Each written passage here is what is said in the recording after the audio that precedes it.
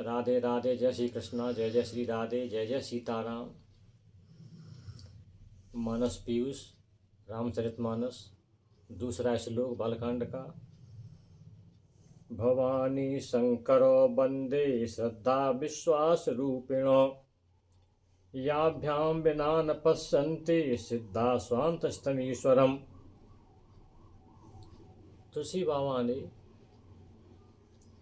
भवानी शंकरो श्रद्धा विश्वास रूपिणों की वंदना की, यानी पार्वती मैया और शिव जी की वंदना की, श्रद्धा और विश्वास की वंदना की।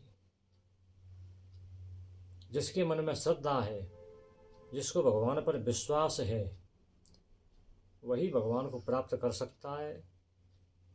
जो तर्क वितर्क करेगा, जिसके मन में संशय होगा, भगवान कहाँ हैं, क्या है, कैसे होते हैं, उसको भगवान की प्राप्ति नहीं हो सकती। गीता में भी कहा गया है, महाभारत में भी कहा गया है कि श्रद्धा से और विश्वास से ईश्वर की प्राप्ति हो जाती है, और जो पुरुष संशय करते हैं, तर्क वितर्क करते हैं, उनको भगवान की प्राप्ति नहीं होती। कोई व्यक्ति मंत्र ठीक से नहीं पढ़ पाता है, उसकी वाणी अकलाती है, वो सही से नामोच्चारण नहीं कर पाता है, लेकिन उसके मन में श्रद्धा है, विश्वास है कि भगवान हैं, मैं उनकी वंदना कर रहा हूँ, तो उसको भगवान की प्राप्ति निश्चित रूप से हो जाएगी। ये गीता भी कहती है, महाभारत भी कहता है। और कोई इतना विद्वान है, खूब अच्छे से मंत्र पढ़ लेता है, खूब अच्छे से नामोच्चारण कर लेता है, लेकिन उसके मन श्रद्धा और विश्वास नहीं है, तो उसका भजन करना व्यर्थ है, उसको वाणी प्राप्ति नहीं हो सकती। तो शिव जी विश्वास का प्रतीक है, उनको भगवान के ऊपर अखंड विश्वास था। माता पार्वती श्रद्धा का स्वरूप है, उनको पूरी श्रद्धा थी भगवान पर। वो भगवान से प्रश्न करती थी और शिव जी उनको राम कथा सुनाते थे। 3 ही पात्र हैं रामचरितमानस में, याज्ञवल्क्य जी, काकभूषण जी और माँ पार्वती। इन तीनों ने ही राम कथा सुनाने का आग्रह किया है,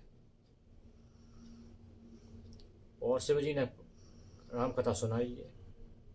माता पार्वती जी का अखंड विश्वास था। एक बार विश्वास टूट गया, थोड़ी सी परीक्षा लेने चली गई भगवान राम की, तो कितना कष्ट होगा, शरीर त्यागना पड़ा, करोड़ों वर्ष तपस्या की, तब पुनः शंकर जी को प्राप्त कर पाए। भगवान शिव को कितना अखंड विश्वास था कि समुद्र मंथन में जब जहर निकला तो कोई पीने को आगे नहीं आया, सब पीछे हट गए। लेकिन शिव जी को विश्वास था भगवान श्री राम पर, भगवान श्री कृष्ण पर, भगवान विष्णु पर, कि मैं आपका नाम लेके पी जाऊंगा, मेरा कुछ नहीं बिगड़ेगा। और भगवान का नाम लेकर उस जहरों को पी गए और नीलकंठ हो गए, उनका कुछ भी नहीं बिगड़ा। ये उनका अखंड विश्वास था। इसलिए गोस्वामी जी ने सर्वप्रथम वंदना की है।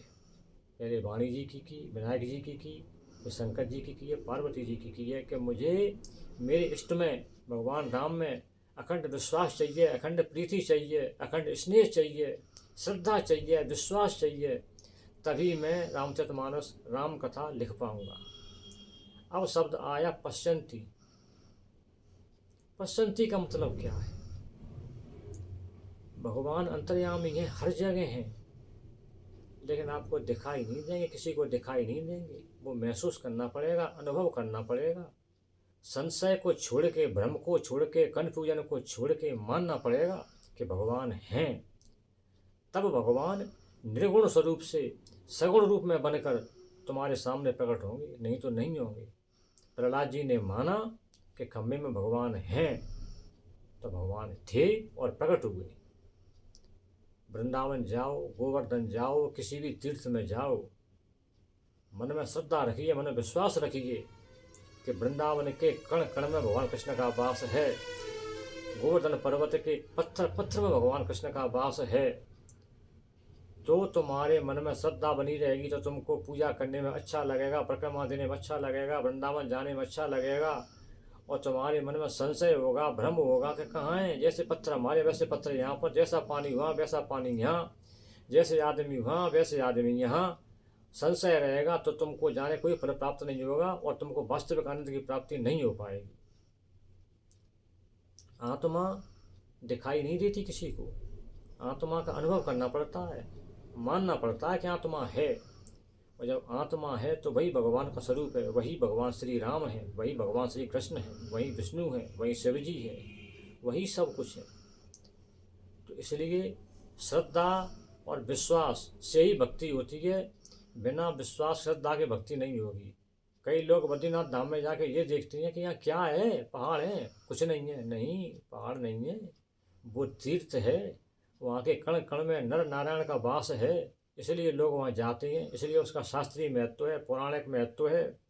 अनुभव करके देखिए अमरनाथ जी में क्या है, पहाड़ है, हिमालय पर्वत है ना, लेकिन नहीं, वहाँ शंकर जी का वास है। बनारस में क्या है, शिव जी का वास है, इसलिए लोग वहाँ जाते हैं।